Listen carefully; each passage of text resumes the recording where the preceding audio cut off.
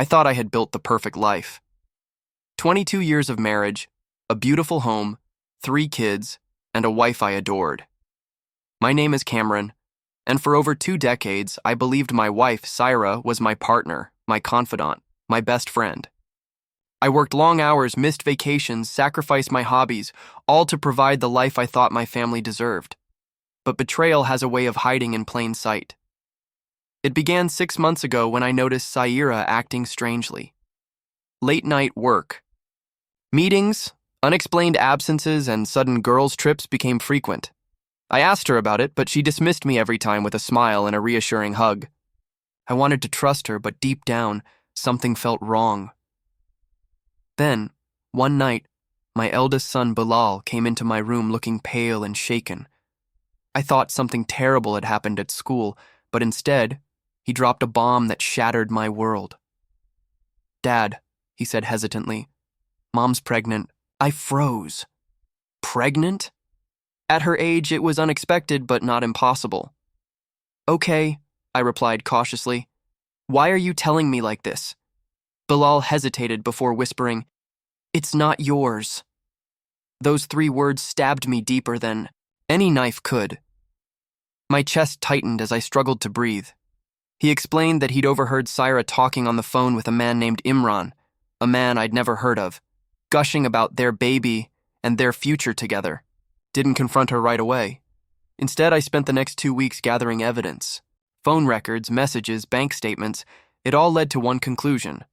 Saira had been having a full-blown affair with Imran for almost 3 years. Then came the ultimate betrayal. When I confronted her, she didn't deny it.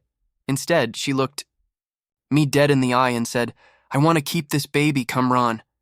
It wasn't planned, but Imran and we love each other. I couldn't believe the audacity. After 22 years, she was telling me she loved someone else and expecting me to accept her affair child under my roof. But the worst came later, when Bilal, my own son, cornered me in the living room a week later, with Saira standing behind. Him. "Dad," he said firmly, "you're the man of this house. It's your responsibility to support Mom and the baby. You have to step up." For a moment, I thought I'd misheard him.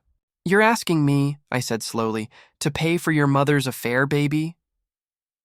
Bilal nodded without hesitation. "Mom made a mistake, but this baby is innocent. If you love this family, you'll do the right thing." That's when something inside me snapped. I didn't scream, I didn't cry, I simply said, "All right," and walked away, leaving them all confused. They thought they'd guilt-tripped me into submission, but what I was really doing was planning the most brutal revenge they'd ever witnessed. First, I met with a lawyer, one of the best in the city. I presented every single piece of evidence. The phone records, the messages, the bank statements, and finally, a paternity test that confirmed the unborn baby wasn't mine.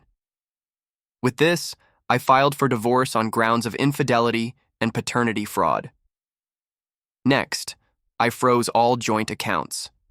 Every rupee Saira thought she had access to was suddenly out of reach. She'd been living off my salary and using my money to fund secret weekend trips with Imran. That ended overnight. Then came the day I dropped the bombshell on the entire family. I called a family dinner and invited Saira's parents, my parents, and our relatives.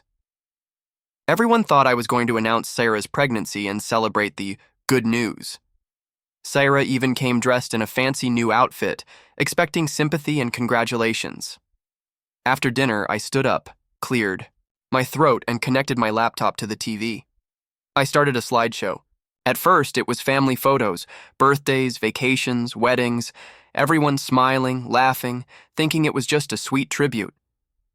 Then, suddenly, the images shifted. Screenshots of Saira's messages to Imran appeared on the screen. Explicit texts, hotel bookings, photos together, audio recordings of their calls. The entire room went silent. Gasps echoed. Her father buried his face in his hands. My mother started crying. Saira stood frozen, pale as a ghost. I turned to the crowd and said, "For those who don't know, my wife is 3 months pregnant. But here's the catch. The baby isn't mine." The silence was deafening.